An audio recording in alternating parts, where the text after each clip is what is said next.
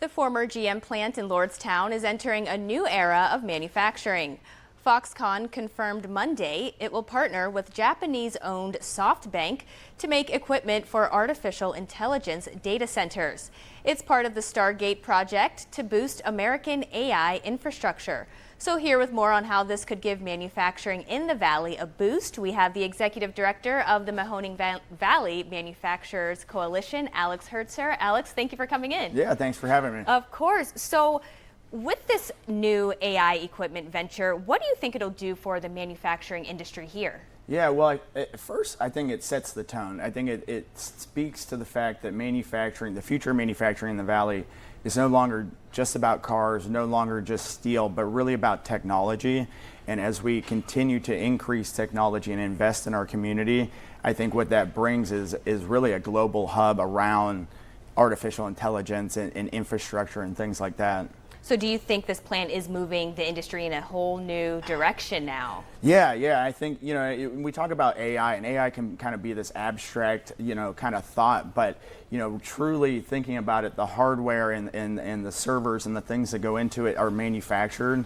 And to have something like that right here in Lordstown, I think really speaks to the value of our community and the people that we have here and the infrastructure and the capacity. Now, I could imagine that when people hear AI and tech, they can feel a little bit intimidated or feel like they aren't qualified. What kind of jobs do you think could be created from this new venture? Yeah, and really that's a big goal of the MVMC, is to ensure that as new and emerging technologies come along, as well as our legacy manufacturers, that we have workforce to support that. And at the end of the day, this is about advanced manufacturing. As we continue to invest in technology, skill sets, things like that are going to continue to advance.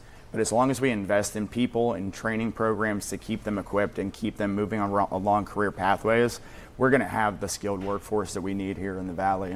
So as more AI data centers pop up and need to be built, do you think more of the manufacturing industry is going to move toward this type of work? Yeah, I think companies are going to continue to reinvent themselves, right? So companies that may have long had product lines that are still in effect are maybe looking at new ways of engineering their current product lines, maybe thinking of new ways to integrate with technology.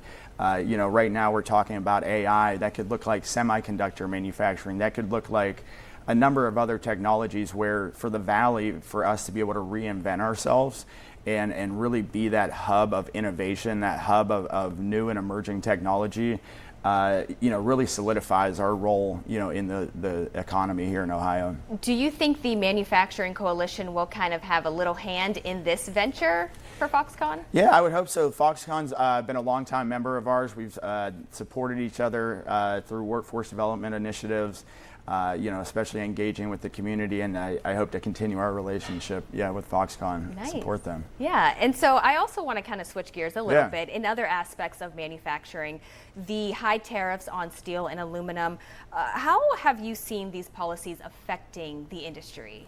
Yeah, so the tariffs on steel and aluminum, they affect our companies in a number of different ways.